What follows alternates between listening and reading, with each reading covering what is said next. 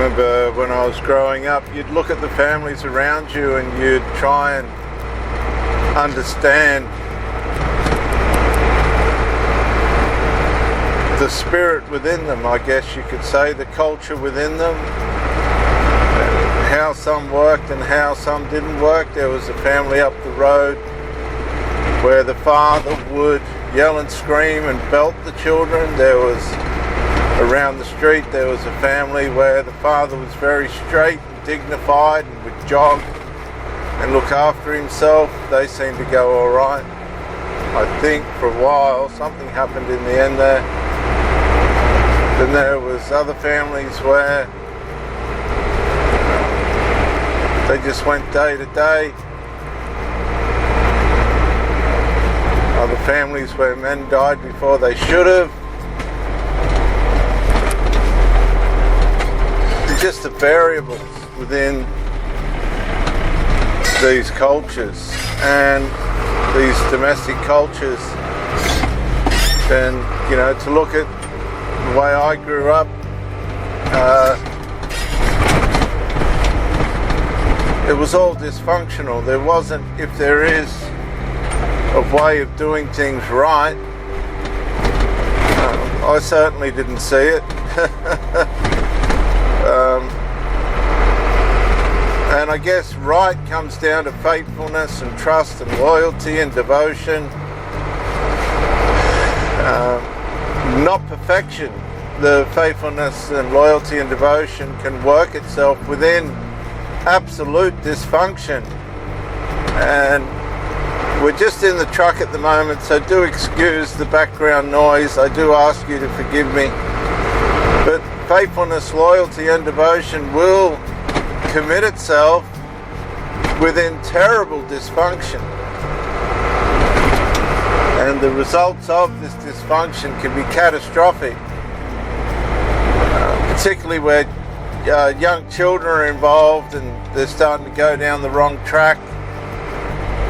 And somebody's got to step in to try and resolve how these people are being taken off course. And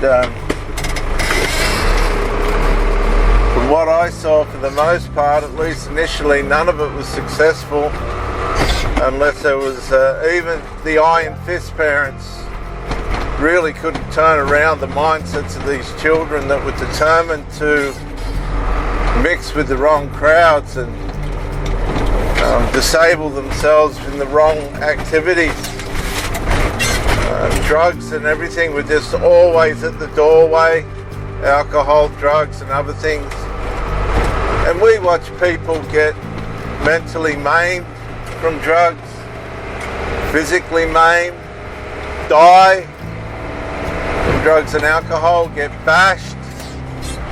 And the funny part about it is a lot of this trouble came from people that were known. People that were getting bashed were being bashed by people that were known. The violence that come out of the alcohol and drugs was scary, to say the least, absolutely frightening. And it proved that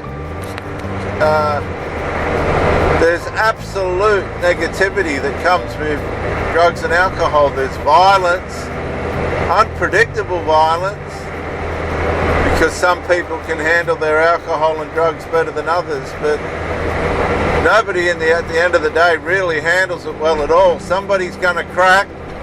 It's just a matter of time, and if you're in the wrong place at the wrong time and that person's there when they crack, well, somebody's going to get hurt or maimed, or there's going to be a car accident or some other kind of accident that can take place.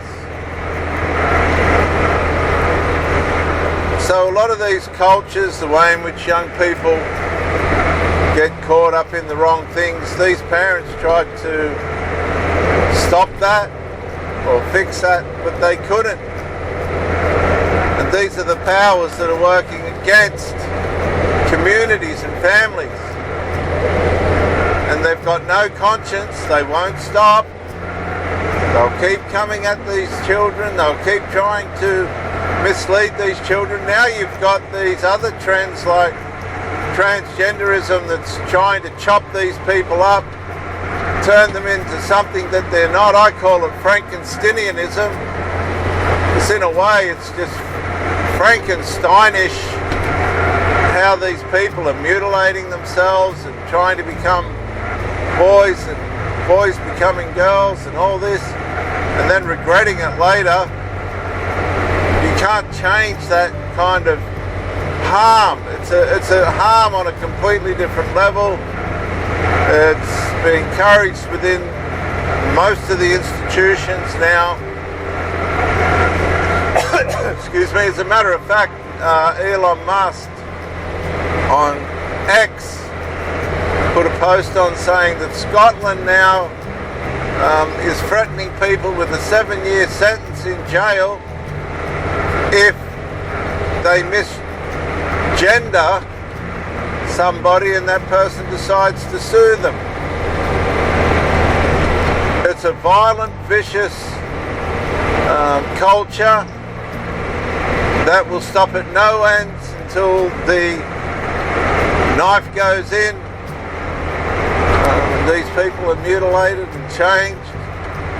It's a defiance towards God, the Creator.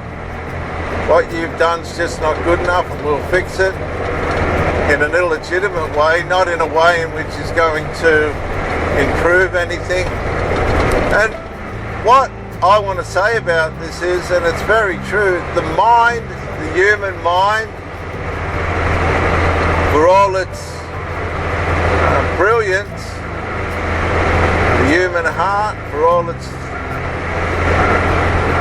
attributes, can't be trusted. Jesus said this.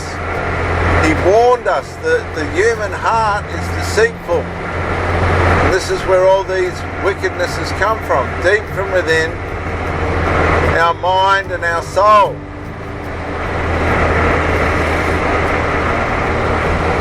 And so I just wanted to bring this, that the battle that families are up against that want the best for their children, they've got a lot against them, and it hasn't changed for millenniums. It's just gotten worse and more devious, more blatant. In some ways in Australia they've tried to bring in laws on when you can drink and